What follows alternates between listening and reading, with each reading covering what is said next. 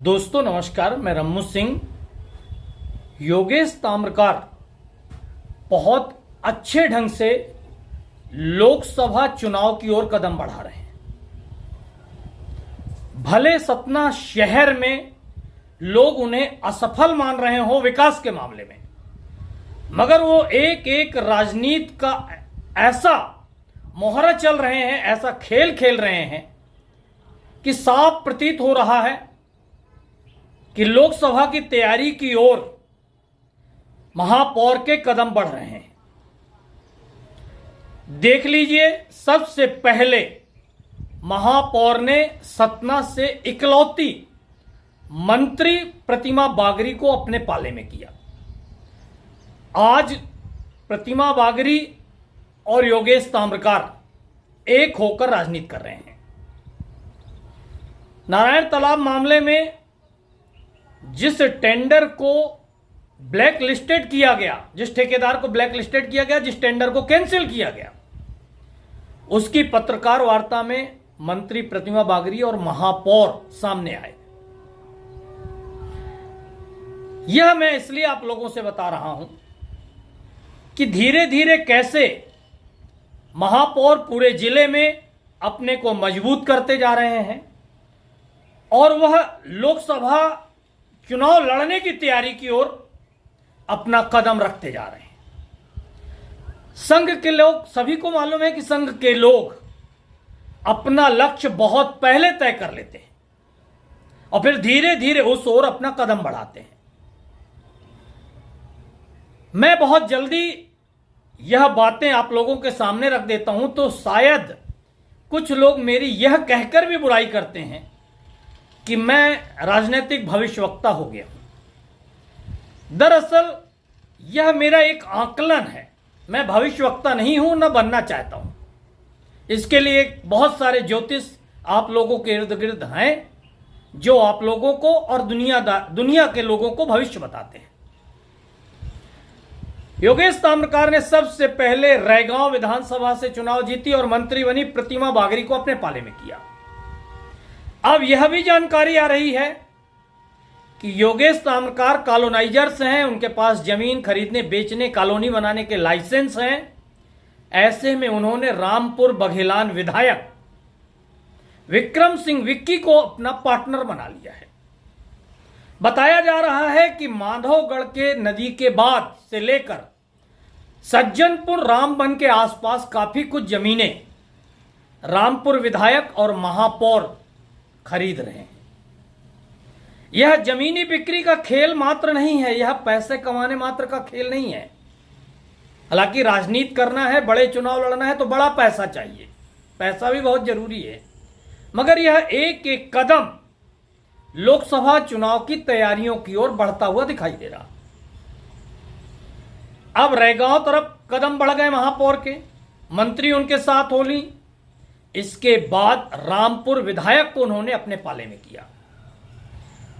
इसका खुलासा इस बात से भी आप देख लीजिए हो रहा है कि अभी जो पार्षदों की नौटंकी शुरू हुई, कुछ पार्षदों को कांग्रेस से बीजेपी में लाया गया। उस दौरान भोपाल में पार्षदों के साथ साथ महापौर और स्पीकर तो दिख ही रहे हैं, मगर सतना जिले के इकलौते विधायक रामपुर विधायक विक्रम सिंह विक्की भी दिख रहे हैं। यह बातें यह दर्शा रही हैं कि धीरे धीरे लोकसभा चुनाव की अपनी जड़ें मजबूत करते जा रहे हैं महापौर। नागौद विधायक वैसे ही सतना सांसद से नाराज हैं।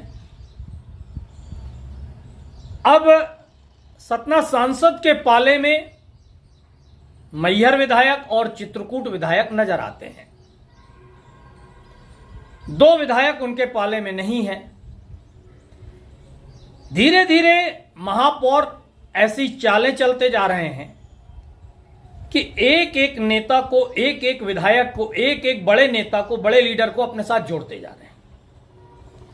मान लीजिए सतना शहर में जनता या सतना शहर के कुछ नेता नाराज भी हो लिए हैं, लेकिन लोकसभा तो बड़ा चुनाव है।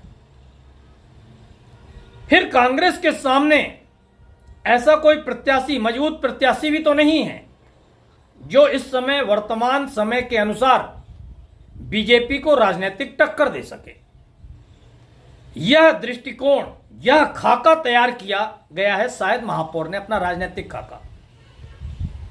दरअसल महापौर और सांसद की दूरियां इस बात से लेकर बढ़ी कि लोकसभा चुनाव के दौरान, पिछले लोकसभा चुनाव के दौरान 2019 की बात है, महापौर के घर के सामने एक नाली न बन पाने के कारण, भले 3 बार उनकी सरकार मध्य प्रदेश में थी, मगर महापौर के घर के सामने एक नाली नहीं बनी थी, जिस कारण बरसात में 1-2 दिन उनके घर में पानी भर जाता था। इस बात को लेकर महापौर ने अपने मोहल्ले के लोगों को लेकर लोकसभा चुनाव मतदान का बहिष्कार करने की सार्वजनिक घोषणा कर दी। तख्तियां लेकर खड़े थे जिसमें मतदान बहिष्कार लिखा हुआ था। यह वीडियो भी आप देखेंगे तो मेरे चैनल पे है। अब यहां से सतना सांसद और महापौर में दूरियां बढ़ती गईं। सतना सांसद विधानसभा चुनाव लड़ गए। विधानसभा चुनाव के दौरान जो हुआ वह भी मैंने काफी कुछ समाचारों में दिखाया।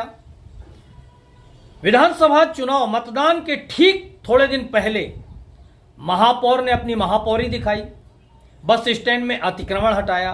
मतदान तक अतिक्रमण न हटाया जाए, मगर पुलिस बल के साथ, ताकत के साथ बस स्टैंड में अतिक्रमण हटाया गया और सांसद विधानसभा का चुनाव हार गए। और दूरियां बढ़ती गईं। यह दूरियां नहीं बढ़ती गईं, दूरियां बढ़ाने का काम किया गया, जानबूझकर दूरियां बढ़वाई गईं। आपने पढ़ा होगा, न पढ़ा होगा तो सुन लीजिए। आपको अगर बड़ा पद चाहिए तो आपको बड़ी लड़ाइयां लड़नी होगी। जब आप बड़े से लड़ेंगे, हार भी जाएंगे, तो आपका कद ऑटोमेटिक बड़ा हो जाएगा।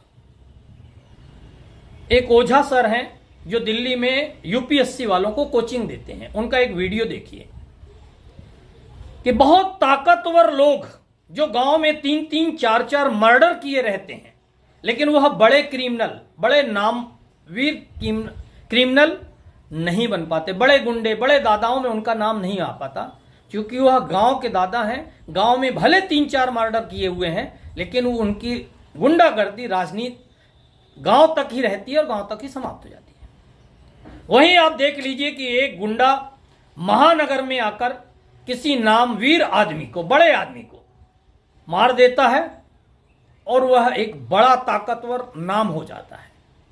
यह फर्क ओझा सर ने अपने एक वीडियो में समझाया है कि अगर लड़ना ही है तो अपने से 10 गुना ज्यादा बड़े से लड़ो, ताकतवर आदमी से लड़ो।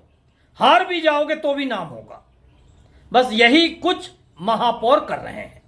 महापौरी के पहले भी उन्होंने सीधा पंगा सांसद से ले लिया, उनके मतदान का बहिष्कार करके महापौर बन गए। अब महापौर बनने के बाद सांसद से आमने सामने सीधी लड़ाई लड़ रहे हैं। हारेंगे तो भी उनका कद बड़ा रहेगा, और अगर महापौर की टिकट, महापौर को अगर सांसद की, लोकसभा की टिकट मिल गई और वह सांसद बन भी जाते हैं तो ऑटोमेटिक उनका कद बड़ा हो जाएगा। तो यह एक योजनाबद्ध तरीके से महापौर एक छोटा छोटा कदम धीरे धीरे चलकर आगे बढ़ते जा रहे हैं। काफी दिलचस्प होगा यह राजनीतिक खेल।